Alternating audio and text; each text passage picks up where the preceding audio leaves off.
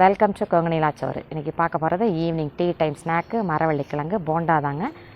நல்ல ஹெல்த்தியான ஐட்டம், ஆயில்லெஸ்ஸாக இருக்கும். டிஃப்ரெண்ட்டாக ட்ரை பண்ணியிருக்கேன். ஒவ்வொரு ஸ்டெப்பாக கவனிச்சிங்கன்னா ஸ்கிப் பண்ணாமல் பார்த்திங்கன்னா எண்ணெயே உரியாது. கொஞ்சம் கூட கண்டிப்பாக ட்ரை பண்ணி பார்க்கலாம். சீசனில் குழந்தைங்களுக்கு ஈஸியாக செஞ்சு கொடுக்கலாம். சேனலில் மரவள்ளி கிழங்கு சிப்ஸ் போட்டிருக்கேங்க, டிஸ்கிரிப்ஷனில் கொடுக்குறேன், செக் பண்ணிக்கோங்க. இந்த மரவள்ளி கிழங்கு போண்டா எப்படி செய்கிறதுன்னு பார்க்கலாம். செய்கிறதுக்கு ஒரு 100 கிராம் வெள்ளை உளுந்து, 100 கிராம் அளவுக்கு ஈக்குவலாகவே பச்சரிசி, ரெண்டையும் ஒரு 1 ஹவர் ஊற வச்சா போதுங்க. பச்சரிசி சீக்கிரம் ஊறிடும்.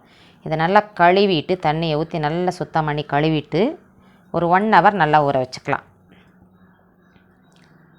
அழுக்கெல்லாம் எடுத்துகிட்டு வந்துடுங்க. ஒரு 1 ஹவர் ஊற வச்சுக்கலாம்.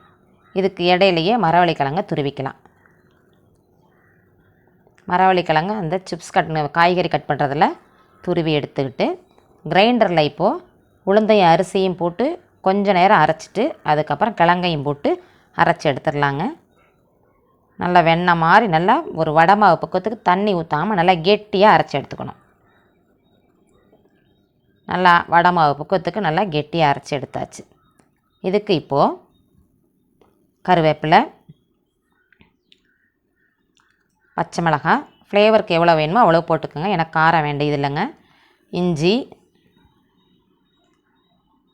வெங்காயம், பொடியாக கட் பண்ண வெங்காயம் போட்டுட்டோம். கொத்தமல்லி கொஞ்சம் ஜாஸ்தியாகவே போட்டுக்கலாங்க, அதுதான் நல்ல ஃப்ளேவராக இருக்கும். நமக்கு தேவையான அளவு உப்பை போட்டு நல்லா பிசைஞ்சு விட்டுக்கிறோம். எல்லாத்தையும் நல்லா பிசைஞ்சு விட்டுட்டு நல்லா கலந்தாச்சுங்க. எண்ணெய் காஞ்சிருச்சு. இப்போ நல்லா தண்ணியை தொட்டுட்டு அந்த போண்டா மாதிரியே அப்படியே எடுத்து போட்டால் அப்படியே போய் விழுகுது பாருங்கள். கரெக்டாக தண்ணியாக தொரன்னு இருந்துச்சுன்னா உங்களுக்கு நீத்து வரும். இதை அப்படியே நல்லா உப்பி வரும். எண்ணெயே சுத்தமாக குடிக்காதுங்க. ஒரு 4-5 சாப்பிட்டா நமக்கு வயிற்றுக்கு நல்ல ஃபில்லிங்காக இருக்கும்.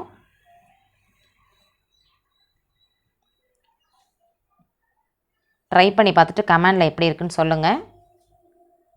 எண்ணெய் நல்லா காஞ்சதுக்கப்புறம் கொஞ்சம் சிம்மிலையே வச்சாதாங்க நல்லா உள்ளார நல்லா வெந்து வந்துடும். நல்லா செவர எடுக்கணும். இந்த போண்டா எவ்வளோ கலராக இருக்குது பாருங்கள். எண்ணெய் போட்ட எண்ணெய் அப்படியே இருக்கும், ஊற்றி வச்ச எண்ணெய். நல்ல கோல்டன் ப்ரவுன் கலர் வர வரைக்கும் இன்னொரு தடவை போடுறேன் பாருங்கள். அரிசி ஊறுற டைம் தாங்க, அதுக்குள்ளவே நம்ம ரெடி பண்ணிக்கலாம். நல்ல எனர்ஜியாக இருக்கும் இது சாப்பிட்டாக்கா. ஹெல்தியான ஐட்டமும் கூட. எண்ணெய் காஞ்சோன்னு கொஞ்சம் சிம்மில் வச்சுட்டா செவந்துருங்க. அதனால் சிம்மிலையே வச்சு எடுத்தால் நல்லா உள்ளார நின்று நல்லா வெந்து வந்துடும்.